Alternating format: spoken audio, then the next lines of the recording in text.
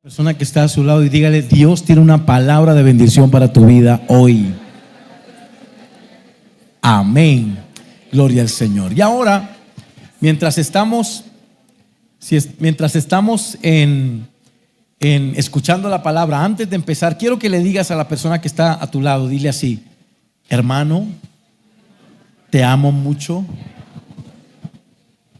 pero te voy a pedir un favor, no me fastidies. Voy a escuchar la palabra. Bienvenido, Santi. Bienvenido, Honey. Escúcheme bien. Y quiero hacer un recuento de lo que estudiamos la primera vez que estuvimos hablando acerca de los 4 tiempos. Escúcheme bien, 4 tiempos de la preeminencia de la presencia de Dios. El primer tiempo lo hablamos en el libro de Primera de Samuel, capítulo 6, versículo 1 al 11, cuando hablábamos de la historia de los filisteos que se robaron el arca del pueblo de Israel, la capturaron y se la llevaron a la tierra de los filisteos. 5 ciudades recorrió ese lugar, ese arca, y en esos 7 meses en que duró el arca en la tierra de los filisteos no sabían qué hacer con ella. Los filisteos no tenían ni idea de lo que significaba tener semejante regalo tan maravilloso como es la misma presencia del Señor. No lo sabían. Resulta que ellos la tomaron como si fuera simplemente un botín de guerra y la empezaron a pasear por sus ciudades. 5 ciudades, 5 príncipes filisteos empezaron a llevar el arca por cada uno de los lugares donde ellos tenían ciudades, reino. Pero en cada una de esas ciudades empezó a suceder algo terrible. Dice la palabra del Señor que a las personas de esos territorios empezaron a salirles unos tumores en la piel. Pero no solo eso, sino que también, aparte de eso, el pueblo, la ciudad como tal, tuvo una infestación tremenda de ratones. La Biblia Reina Valera del 60 dice ratones, pero el original hebreo dice que eran ratas. Yo les conté también mi historia de que cuando yo era niño, yo me encontré un pequeño ratoncito. Es bien lindo, ¿verdad? Los ratoncitos bien bonitos, era grisecito. Me lo encontré en la calle y me lo llevé para mi casa. Nunca supe por qué mi mamá se enojó tanto ese día. Pero lo cierto fue que a mí me pareció tierno. Una cosa es llevar un pequeño ratoncito y otra cosa muy diferente es llevar una rata de mascota. El Señor hizo que las ratas invadieran el territorio filisteo. Entonces dice la palabra que durante esos 7 meses en que estuvo la presencia de Dios en tierra de los filisteos, fueron para los filisteos un problema tremendo, un problema increíble. Escúcheme bien, qué tremendo que la presencia de Dios se convierta en un problema. ¿Cómo entender que algo tan maravilloso para el mundo entero se convierta en un problema? Dice la palabra que la presencia de Dios se convirtió para los filisteos en un enemigo. Los enfermó y les mandó ratas por cantidades. Entonces, después de 7 meses, ellos no sabían qué hacer. Tomaron el arca, la pusieron en un carrito, dice la palabra del Señor, verso 12 en adelante, y dice: ya no podemos tenerla más aquí. No nos entendemos la presencia de Dios y nosotros no nos entendemos la presencia de Dios. Nos rechaza, nosotros la rechazamos a ella. Para mí es un trofeo de guerra, pero la presencia de Dios exige más y yo no sé cómo tratarlo. Y eso es entendible para la gente que no conoce a Dios. Para la gente que no conoce a Dios, la presencia de Dios es un problema, es una locura. La Biblia claramente nos dice a nosotros como pueblo de Dios que lo que para nosotros es una bendición, para el mundo es una locura. Y se convierte en una locura porque todo lo que hacemos lo hacemos basados en que la presencia de Dios en nosotros hace cosas fenomenales. ¿Cuántos decimos amén? Sobrenaturales. Y amamos la presencia de Dios. Pero vamos al segundo tiempo, a la segunda parte de la historia de la presencia de Dios. Primero fueron los filisteos, 7 meses. Segundo tiempo es cuando empieza a suceder lo que pasa en Primera de Samuel, capítulo 6, versículo 10. Pero antes de eso, quiero leer con ustedes Mateo capítulo 9, verso 17. Quiero que busquen Mateo capítulo 9, versículo 17. Y la palabra del Señor dice así: ni echan vino nuevo en odres viejos. De otra manera, los odres se rompen y el vino se derrama y los odres se pierden. Pero echan el vino nuevo en odres nuevos y lo uno y lo otro se conservan juntamente. Y escúcheme bien. Cuando la palabra del Señor está hablando acerca del vino nuevo en odres nuevos, está hablando de una experiencia diferente, de una experiencia sobrenatural. Y para que una experiencia sobrenatural y diferente repose en el corazón de una persona, esa persona tiene que ser sobrenatural y diferente. Si la persona no cualifica y no califica para la presencia de Dios, lo más probable es que se reviente. Hoy en día yo como pastor encuentro a muchísimos cristianos reventados, ¿saben? Encuentro a muchos hijos de Dios que van a la iglesia, que asisten a la congregación, que escuchan el mensaje, que oyen la palabra de Dios, alaban al Señor, levanten sus manos, pero están reventados espiritualmente. Porque viven de la emoción de la presencia de Dios, pero no de la relación con ella. ¿Sabe usted qué es el amor? Yo le he enseñado a mis discípulos cuando hacen su curso matrimonial que el amor no es un sentimiento, no es una emoción. ¿Sabe usted eso? Ay, pastor, pero es que yo siento maripositas en la barriga.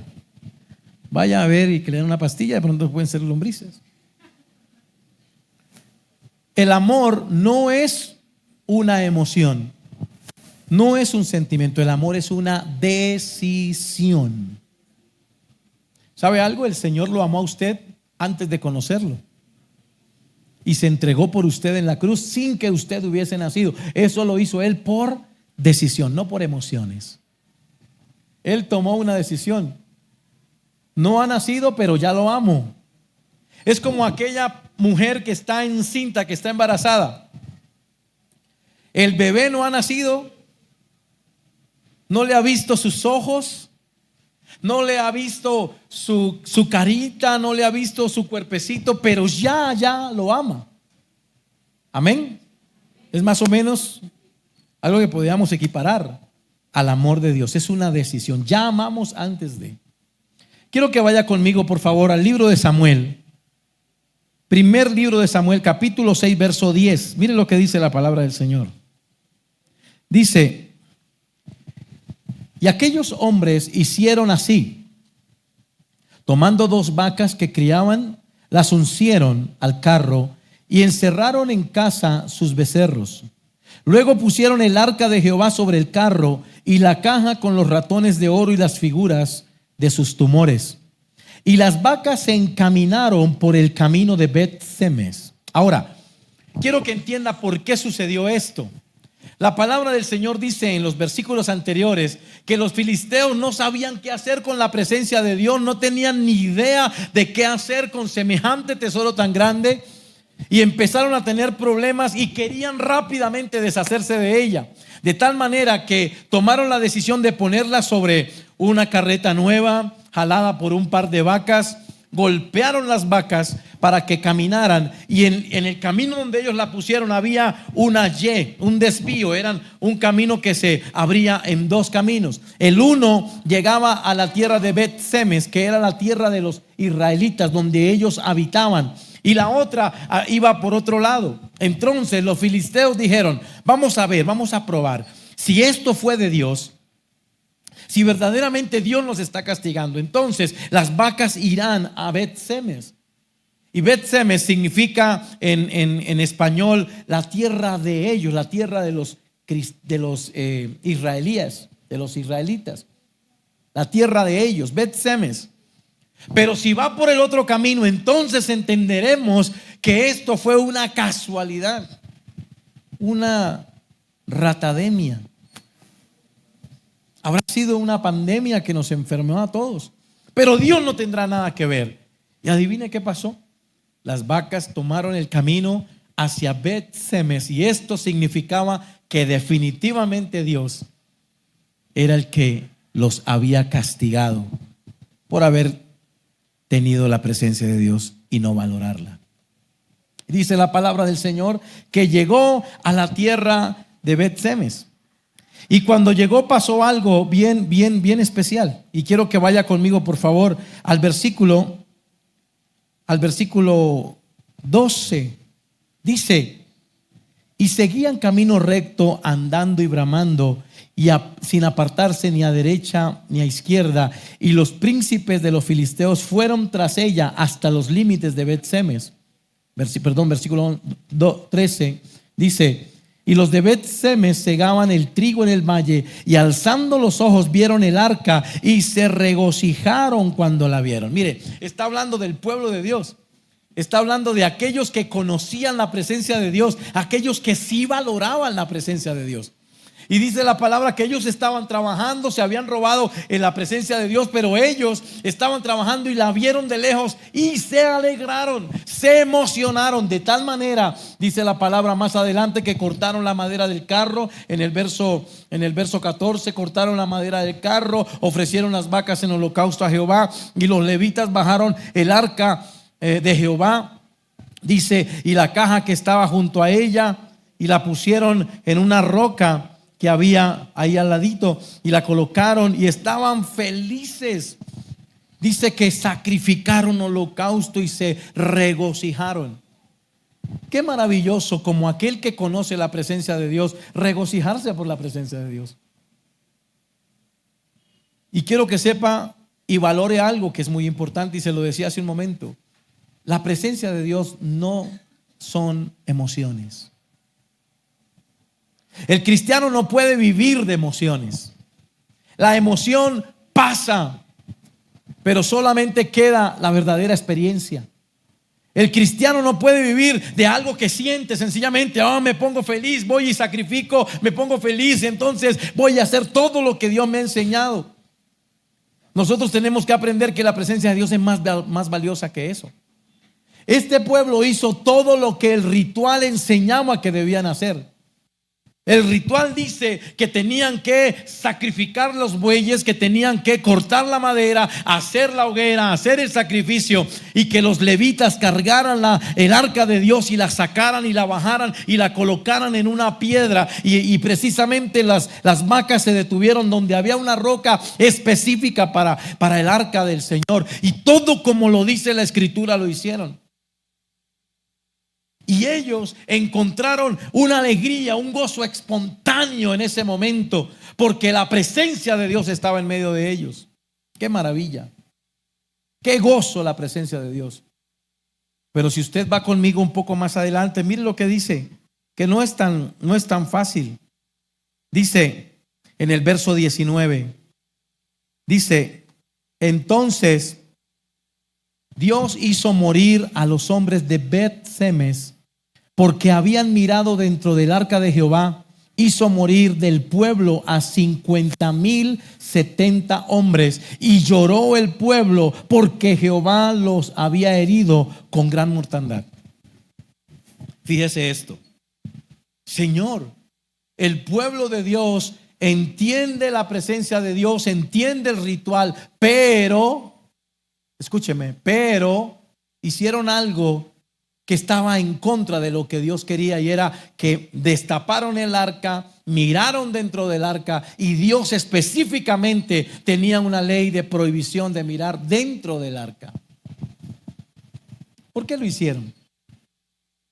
¿Por qué unas personas que conocen lo que Dios ama? ¿Por qué alguien que conoce la palabra, que conoce el rito, que conoce la forma en la que a Dios le agrada que le sirvan y le honren, deshonra a Dios en las cosas más sencillas, más mínimas? Porque eso le pasa al pueblo, escúcheme bien, cuando vive de emociones. Cuando una persona vive de emociones, escúcheme bien, lo emocionante del momento lo hace perder la cordura. No gordura, cordura.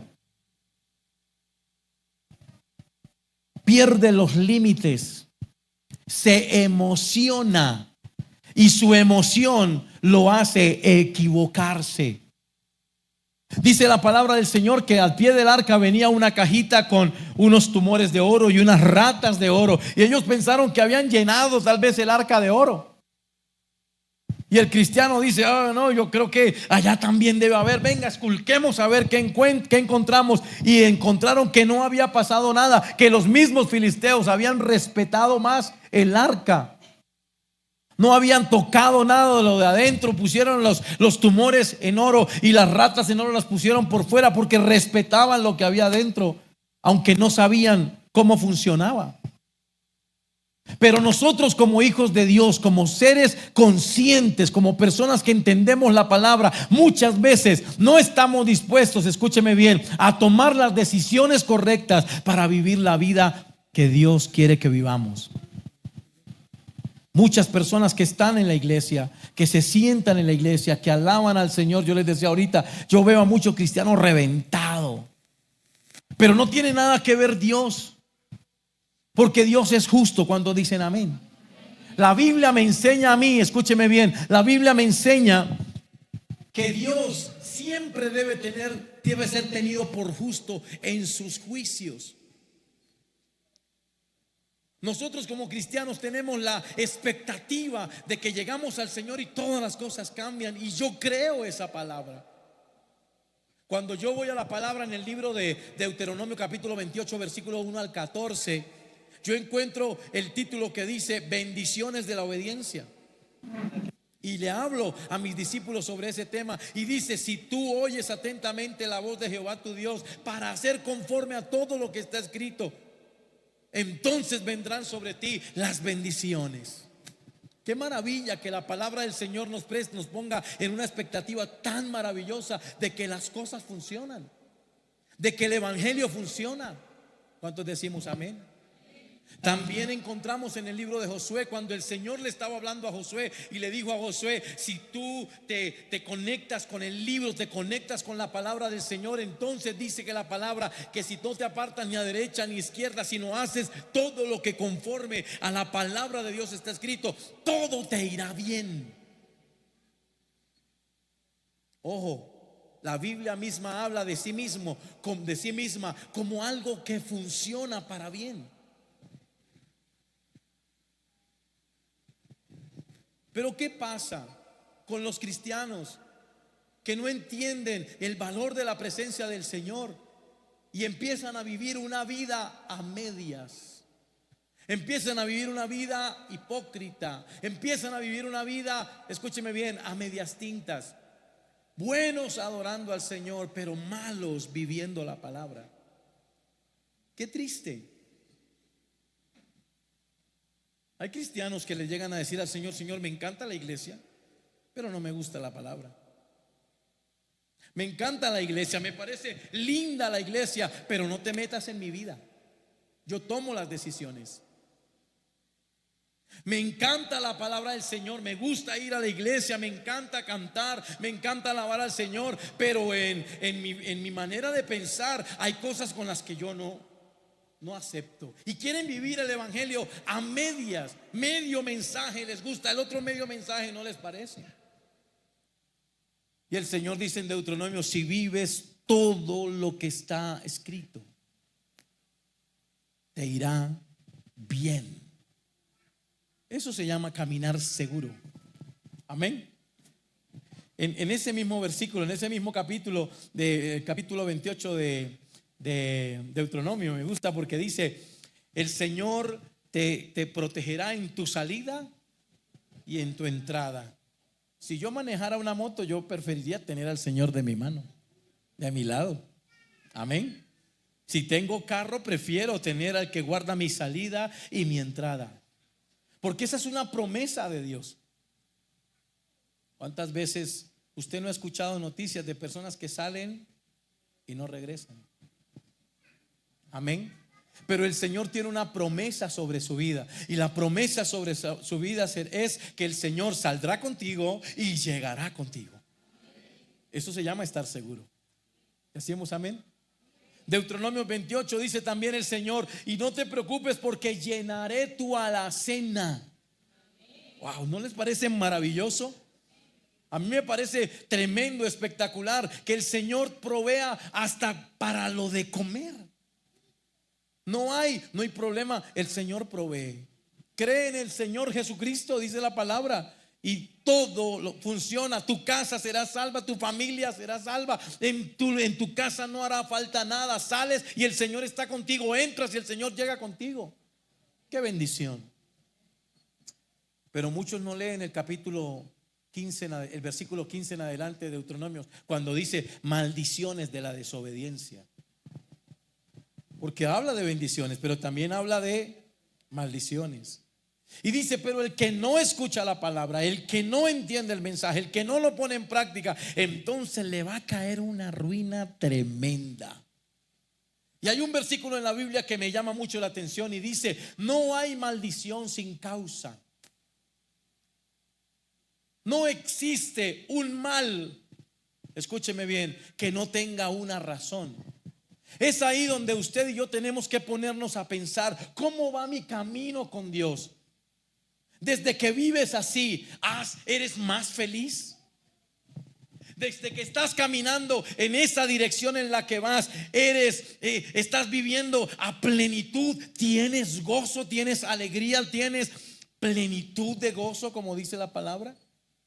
Entonces tú miras un poco hacia ti mismo y te darás cuenta que el problema no está en Dios, el problema está en mí. Amén. El problema, Dios es justo. Ahorita cantábamos: Dios es fiel. Yo lo creo. Él ha sido fiel todo el tiempo. Dice la Biblia que los infieles somos nosotros. ¿Estamos de acuerdo? Pero escuche, mire esto. Dice: el pueblo de Israel hizo algo que enojó a Dios. Y dice: miraron dentro del arca. Pero Señor, fue una miradita nada más. Pero si fue solamente... Quiero que vaya conmigo a Ageo, por favor. Acompáñeme al libro de Ageo. Y dice en el libro de Ageo, capítulo... Ya lo encontraron primero los muchachos, ya. ¿Qué dice el libro de Ageo?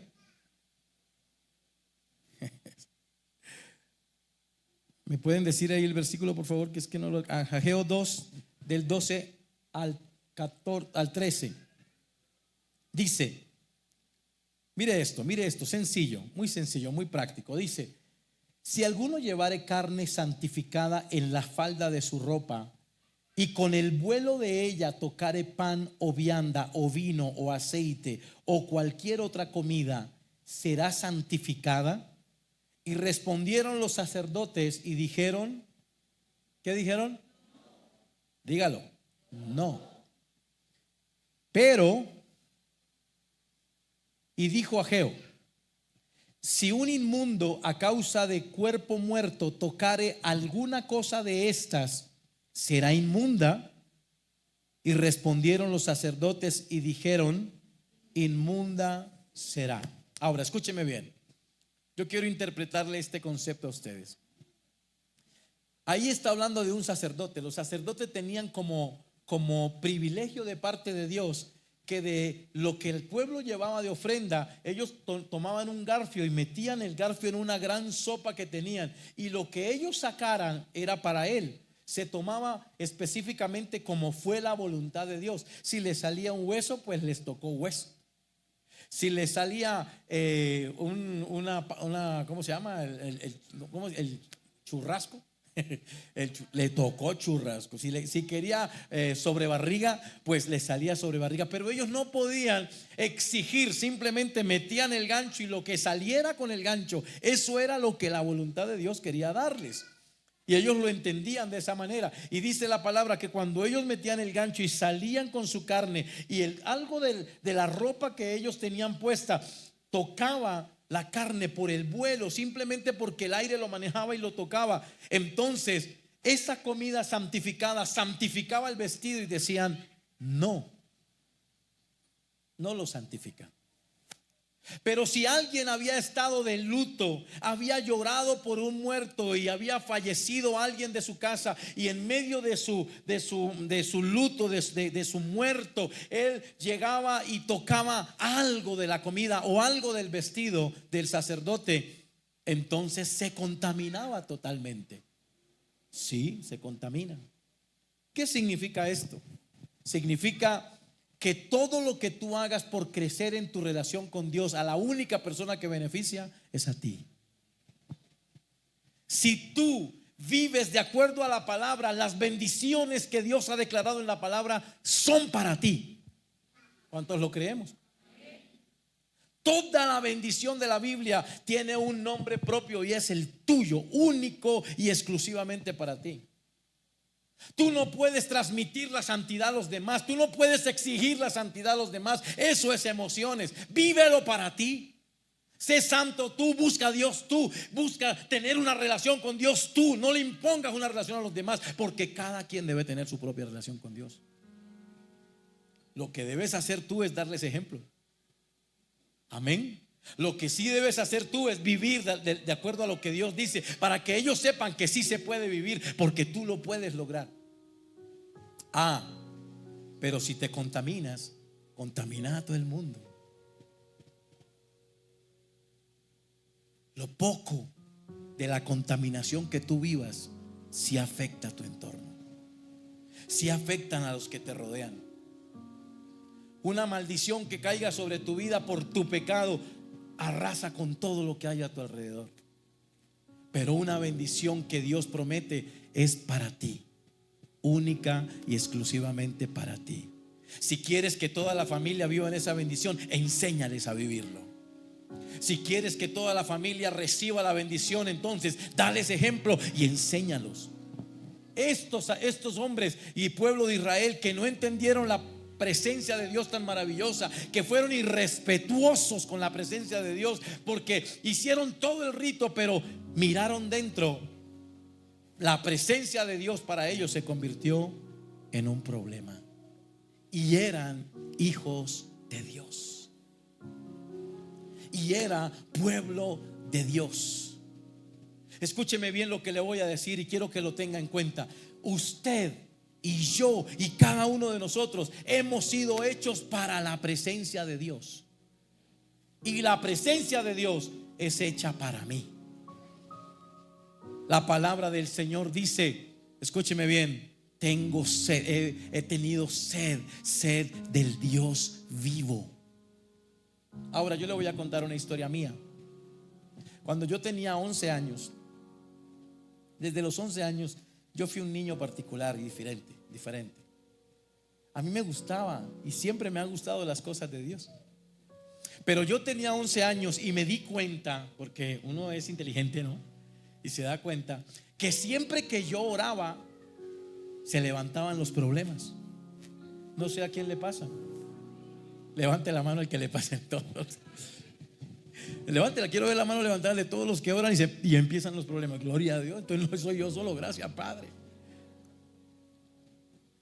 Pero no vaya a ser lo que yo hice, porque entonces con mis 11 años yo le dije al Señor: Señor, entonces como yo me doy cuenta que si estoy orando mucho y tengo muchos problemas, entonces vamos a hacer un pacto tú y yo. Yo no oro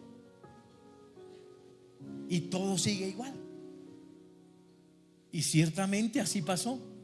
Entonces yo dejé de orar por 3 meses. Yo no oraba. Y se calmaron los problemas. Todo empezó como a ir relativamente regular. Pero pasó algo. Empecé a secarme. Y yo siempre he sido gordito. Y usted no se imagina un gordo seco como es. Y empecé a secarme. Y yo empecé a tener una necesidad de orar. Y empecé a tener la necesidad de orar. Y yo decía: pero si oro tengo problemas.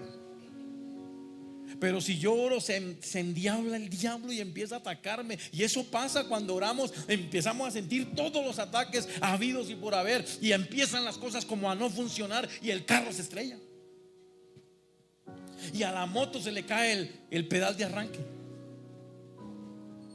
se desinfla el balón de fútbol, y empiezan las dificultades y empiezan los problemas. Pero ¿sabe algo? Yo entendí que si yo no le oraba al Señor y no empezaba a tener una relación con Dios, entonces mi vida no iba a ir a ningún lugar.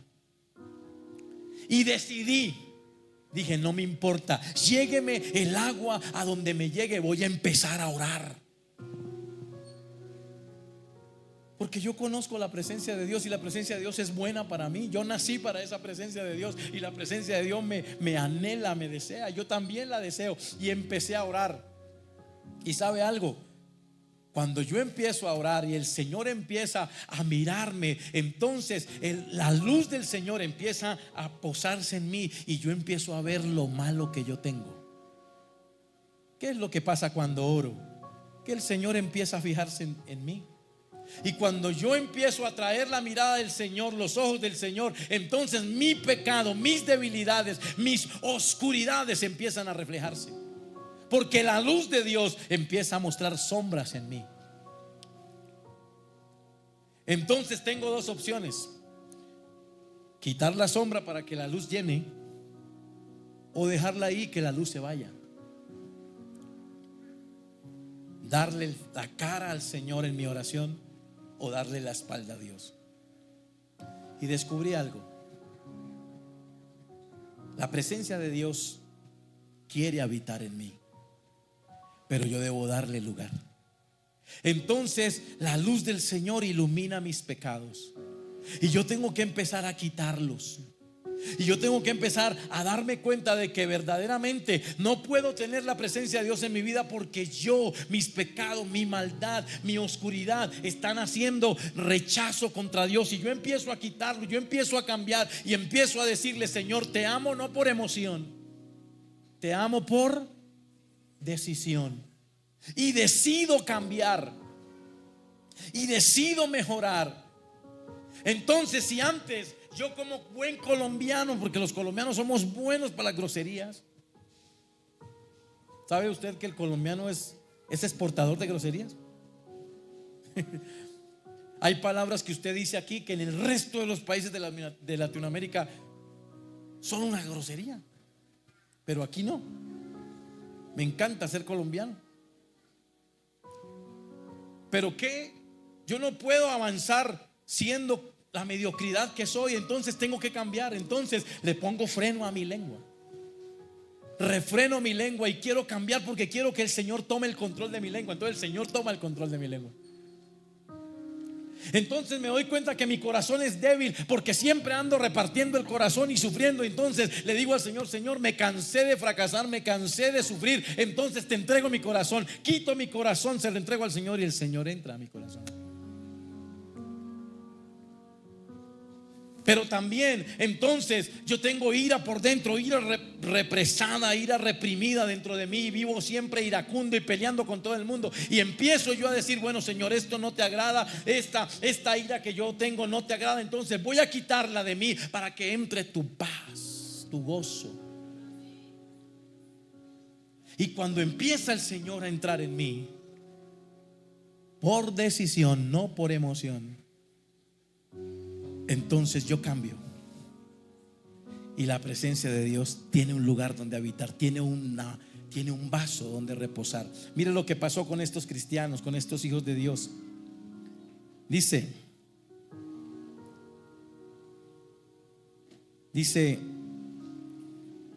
versículo 20, dice: y dijeron los de Bet-Semes, los que conocían a Dios, dijeron: ¿quién podrá estar delante de Jehová el Dios santo? ¿Quién subirá desde nosotros? Y enviaron mensajeros a los habitantes de Kiriat Jearim, diciendo: los filisteos han devuelto el arca de Jehová, desciendan pues y llévensela para ustedes. llévensela ustedes. Y estamos hablando de personas que conocían al Señor y están rechazando la presencia de Dios. Estamos hablando de hombres y mujeres que amaban el arca cuando llegó, pero odiaban lo que el arca significa. Porque hay personas que aman el arca, pero no aman cambiar por amor al arca. ¿Sí me estoy haciendo entender? No aman transformar sus vidas. Y dice la palabra del Señor que estos hijos de Dios de Bet-Semes, que primero estaban alegres, ahora estaban aburridos, porque la presencia llegó y no duró menos de 12 horas la presencia de Dios en medio del pueblo. Llévensela, no la queremos. Los filisteos se la aguantaron 7 meses y no eran hijos de Dios. Pero los hijos de Dios que viven una vida mediocre no la aguantan, no la soportan. Escúcheme bien. Hoy te invito a que tu vida tome un destino diferente, de la mano del Señor.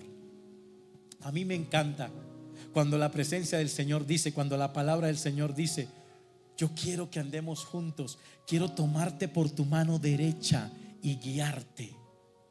Cómo me encanta que Dios nos diga eso, porque eso es caminar seguro, sin dificultades. Si el Señor está conmigo, ¿quién? Se la saben. El Señor está delante de nosotros como poderoso. Se lo saben. Ahora vivámoslo. Que no sea simplemente un versículo de religión, que sea una experiencia de vida por decisión. Colóquense en pie, por favor.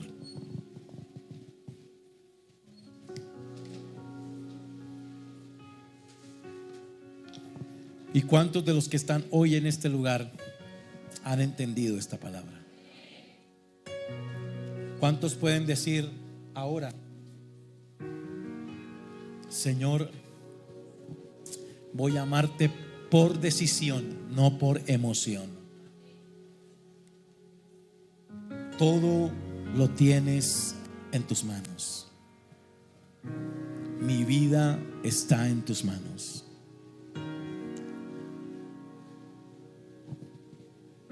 Y quiero que tú, ahí donde estás, con tus ojos cerrados, escuches esta palabra que te voy a decir.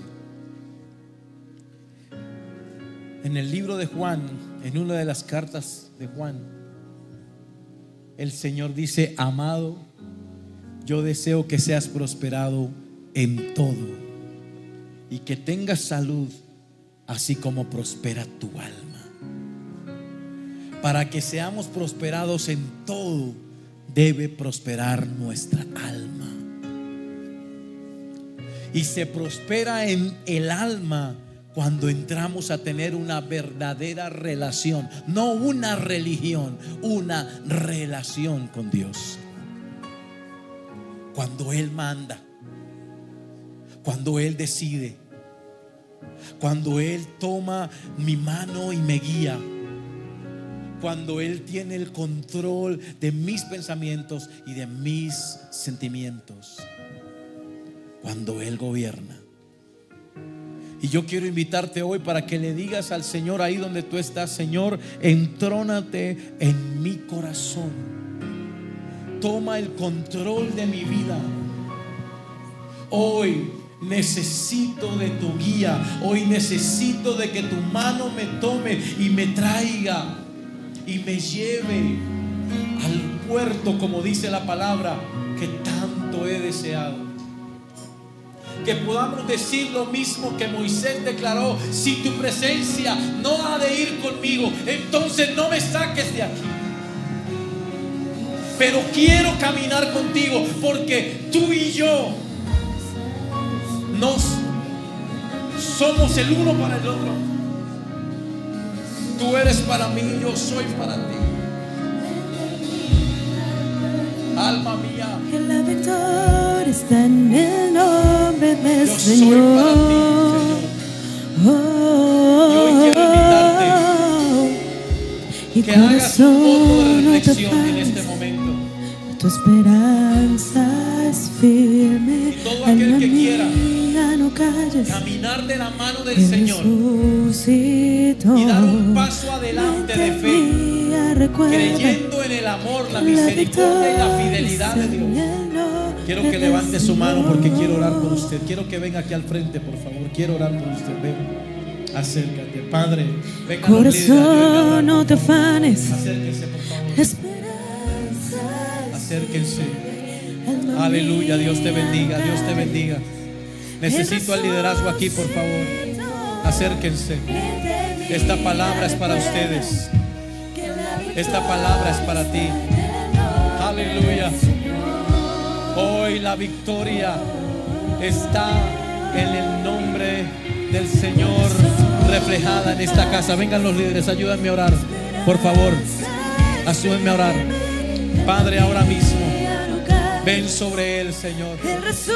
Trae sobre él esa conexión contigo, Señor. Aleluya. Yo creo, Señor, en que tú vas a hacer una obra nueva y sobrenatural sobre esta vida. En tu nombre, Jesús. En tu nombre, Jesús. Ahora mismo, Espíritu Santo, toma el control. Espíritu Santo, tú tienes el control. Aleluya.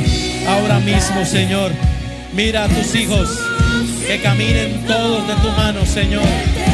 No hay nadie, Señor, que caminando contigo se pierda. Oh, rebequendoro maquibasea. Aleluya. No hay nadie que caminando contigo se pierda. Oh, rebequendoro maquiasoa. Fluye, Espíritu Santo, sobre cada vida. Fluye, Espíritu Santo, sobre esta mujer, Señor. Fluye, Espíritu Santo, sobre este varón, Señor. Fluye, Señor, sobre tu hija. Fluye sobre tu hija ahora mismo. Oh, rebelebe que enguarama aquí masoja. Fluye, Espíritu Santo. Fluye, Espíritu Santo, sobre ellos. Toma el control. Toma el control, Señor. Haz nuevas todas las cosas. Haz nuevas todas las cosas, Señor. Aleluya. Aleluya. Aleluya. Aleluya. Trae, Señor, tu presencia, Señor, sobre cada uno de ellos, Señor. Que seamos pasos dignos de tu gracia, de tu amor, de tu misericordia, de tu amor, Señor, de tu guianza. Que seamos dignos de ti, Señor. Ven sobre nosotros. Sopla, Espíritu Santo. Sopla, Espíritu Santo. Sopla, Espíritu Santo, sobre cada uno de ellos. Aleluya. Fluye, Espíritu Santo de Dios. Toma cada vida, Señor. Hoy, Señor, tú restauras estas vidas. Tú restauras estas vidas. Tú restauras estas familias. Tú restauras estos corazones. Tú haces de nuevo todas las cosas. Tú restauras los corazones. Tú restauras la mente. Tú restauras los pensamientos. Tú restauras el andar, el caminar de cada uno de ellos. Ahora, Señor, tú haces nuevas todas las cosas. Hoy, Señor, ese ropaje viejo se quita y esa nueva ropa es colocada sobre ellos. Un vestido nuevo, un vestido blanco resplandeciente. Hoy cambias el nombre. Hoy cambias el nombre de muchos, Señor. Muchos, Señor, tienen el sello del fracaso. Muchos tienen el sello del dolor, el nombre del dolor, el nombre de la tristeza. Pero tú te llevas ese nuevo, ese nombre viejo y le das un nombre nuevo, un nombre de gozo, un nombre de paz, un nombre de alegría, porque tú tienes el control, Señor. Gracias, Jesús.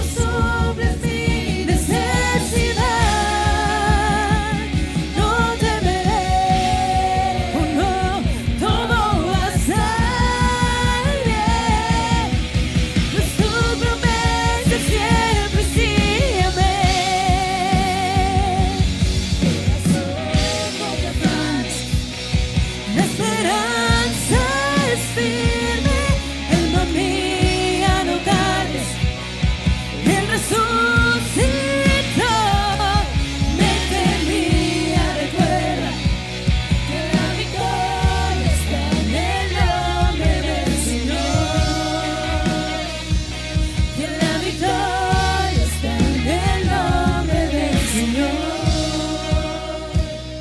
amamos, Señor. Victoria está en el nombre del Señor. Gracias, Señor. Señor, amamos tu presencia, Dios. Amamos tu presencia en nuestras vidas, Señor. Gracias por sostenernos, por sustentarnos, por ser nuestra fuerza, Señor. Gracias, papá.